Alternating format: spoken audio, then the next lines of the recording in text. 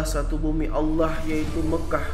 Dari nasab yang mulia lahirlah seorang manusia mulia yang akan membawa manusia dari kegelapan menuju cahaya terang benderang, mengubah dari masyarakat yang rusak akhlak dan peradabannya menuju masyarakat mulia akhlak dan peradabannya. Manusia itu adalah Nabi Muhammad SAW. Tepatnya pada Senin malam 12 Rabiul Awal, tepatnya 2 bulan setelah pasukan gajah menyerang kota Mekah, beliau lahir di kampung Bani Hashim, kota Mekah. Menjelang kelahirannya, langit dan bumi menyambut dengan gembira. Selain itu ada sejumlah peristiwa besar yang terjadi di dunia sebagai pertanda akan kelahiran Nabi SAW. Dataran Mekah nyaris tak ditumbuhi tanaman selain pohon kurma. Namun menjelang lahirnya Nabi, hujan tercurah lebat, tanah di sekitar Mekah menjadi subur dan pohon-pohon menjadi rimbun dan berbuah lebat. Menjelang detik-detik kelahiran Nabi SAW, benteng-benteng kezoliman mengalami keguncangan. Api suci yang dipuja-puja oleh orang Majusi di kuil pemujaan di Persia tiba-tiba padam. Api Majusi itu dikisahkan selalu menyala hingga hampir ribuan tahun.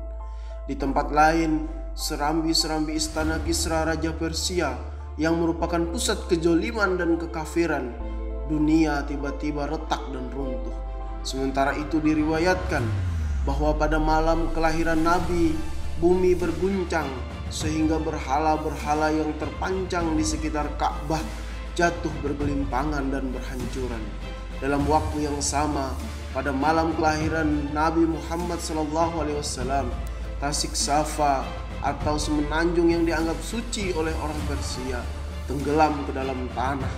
Selain itu, terjadi peristiwa menggemparkan di kerajaan Romawi, di mana beberapa buah gereja dan biara tiba-tiba runtuh. Demikianlah Allah memperlihatkan tanda-tanda kebesarannya akan datangnya sosok penutup para nabi yang akan menggoyahkan benteng-benteng kezoliman dan penyempurnaan ajaran-ajaran sebelumnya. Islam adalah agama yang diturunkan dan dibawa oleh Nabi Muhammad SAW untuk mengatur hubungan manusia dengan Allah, manusia dengan dirinya sendiri, dan manusia dengan manusia, serta manusia dengan alam semesta.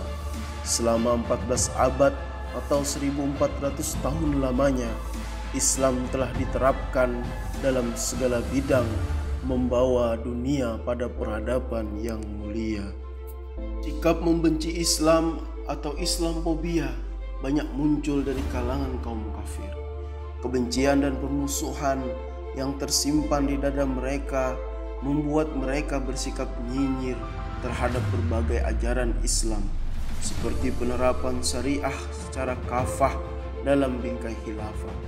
Mereka tidak suka dengan berbagai simbol dan syiar Islam. Mereka menyoalkan dan merendahkan hijab. Mereka meradang melihat panji-panji ar-royah dan al-liwa dikibarkan oleh siswa setingkat SMA. Mereka gerah menyaksikan geliat semangat hijrah menuju Islam dari berbagai kalangan, khususnya di kalangan para selebritis. Pasalnya, pengaruh hijrah para selebritis itu bisa saja memicu semangat yang sama secara lebih luas dan masif di tengah kaum muslimin, khususnya di kalangan para pemuda. Tentu masih banyak lagi sikap-sikap Islamophobia yang muncul dari mereka. Islamophobia itu membuat mereka memusuhi apa saja yang mereka nilai menjadi bagian dari ekspresi keislaman atau manifestasi perwujudan Islam.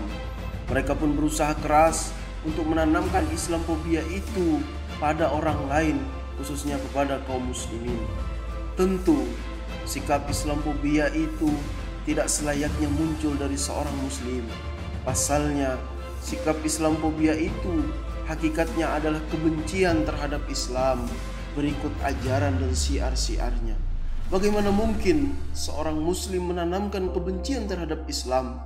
Bagaimana bisa seorang muslim menaruh curiga terhadap ekspresi keislaman saudara-saudaranya yang ingin berhijrah untuk lebih menghayati dan mengamalkan Islam.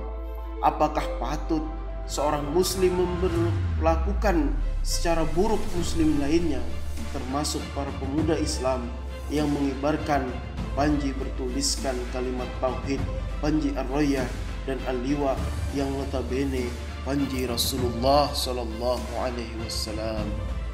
Pada 2 September 2020, majalah Charlie Hebdo kembali menerbitkan karikatur penghinaan kepada Nabi Muhammad Shallallahu Alaihi Wasallam. Bukan kali pertama majalah sayap kanan ini menghina Nabi Shallallahu Alaihi Wasallam dan ajaran Islam. Walaupun mendapat banyak kecaman dari berbagai negara, nyatanya pemerintah Perancis mendukung ulah majalah tersebut. Pemerintah Perancis pimpinan Emmanuel Macron laknatullah sengaja memajang kartun penghinaan Nabi Muhammad SAW tersebut di dinding gedung pemerintahan daerah di negara tersebut dan di tempat-tempat umum. Tak hanya itu, Islamofobia kronis yang dihembuskan penguasa Perancis telah menyulut kebencian warganya terhadap kaum muslimin. Hingga pada 18 Oktober 2020 terjadi peristiwa penusukan kepada 2 orang muslimah di bawah Menara Eiffel. Mereka ditikam beberapa kali hingga menembus paru-parunya hanya karena mereka berhijab. Bahkan pelaku menyebut muslimah tersebut dengan panggilan orang Arab kotor. Perancis saat ini menjadi musuh bersama bagi umat Islam di seluruh dunia. Demonstrasi menentang Perancis, Charlie Hebdo dan Macron marak di sejumlah negara. Pantas bahkan wajib umat Islam marah. Saya sebagai bagian dari umat Islam mengutuk keras dengan pidato tersebut karena sangat melukai hati umat Islam, meskipun dengan alasan melindungi kebebasan berekspresi, karena melindungi kebebasan berekspresi bukan berarti menyinggung atau merendahkan ajaran agama lain. Saya mengenai pidato Emmanuel Macron itu sangat bertentangan dengan ajaran Islam. Mereka menurut kebebasan mereka itu kebebasan bukan yang sesuai dengan Islam, karena itu sangat menyakiti hati umat Islam seluruhnya. Khususnya saya sangat marah dengan keputusan yang diambil oleh Emmanuel Macron. Itu terkait tanggapan kita sebagai umat Islam, tentu kita merasa kecewa dengan pernyataan dari Macron tersebut, yang mana itu adalah menghina Nabi Muhammad, ya.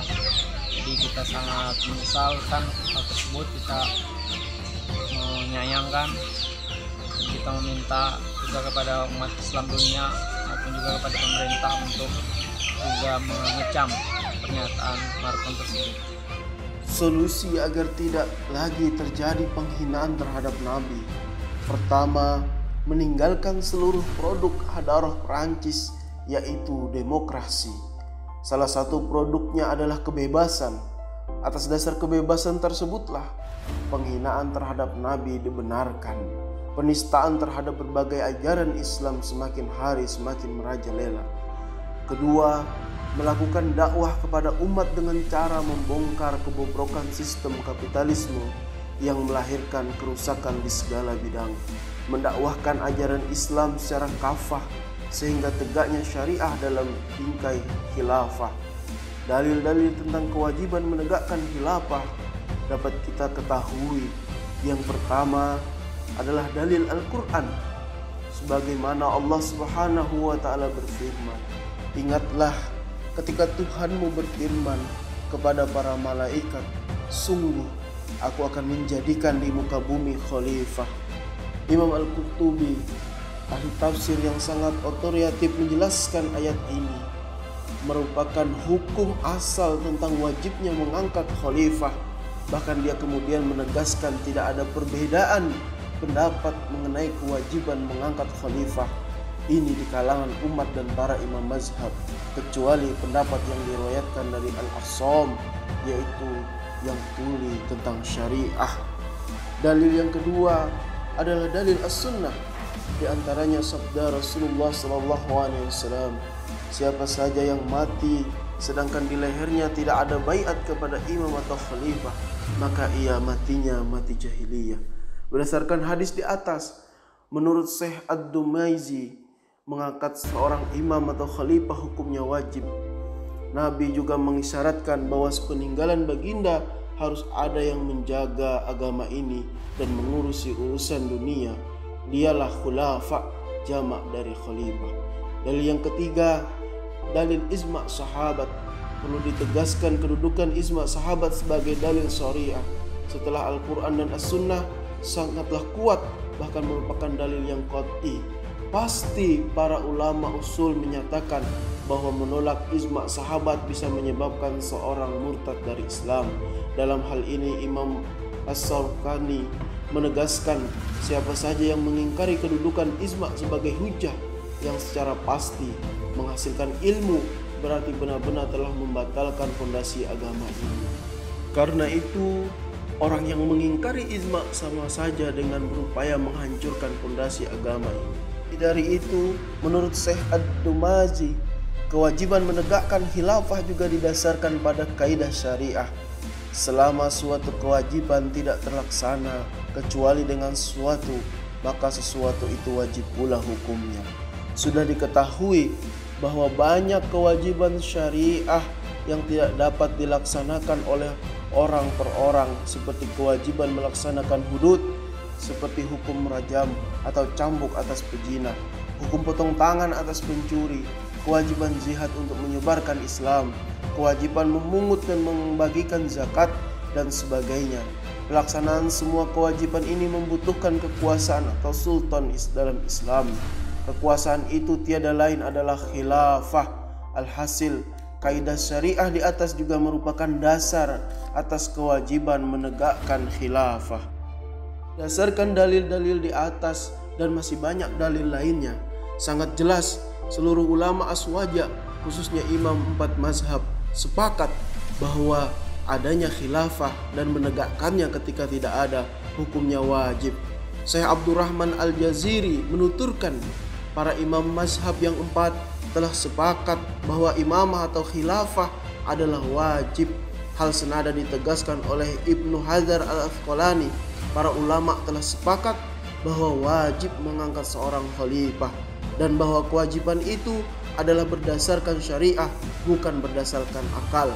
Pendapat para ulama terdahulu di atas juga diamini oleh para ulama mutaakhirin seperti ulama Nusantara Syekh Sulaiman Ar-Rasyid dalam kitab fikih yang terbilang sederhana namun sangat terkenal berjudul Fikih Islam juga mencantumkan bab tentang kewajiban menegakkan khilafah.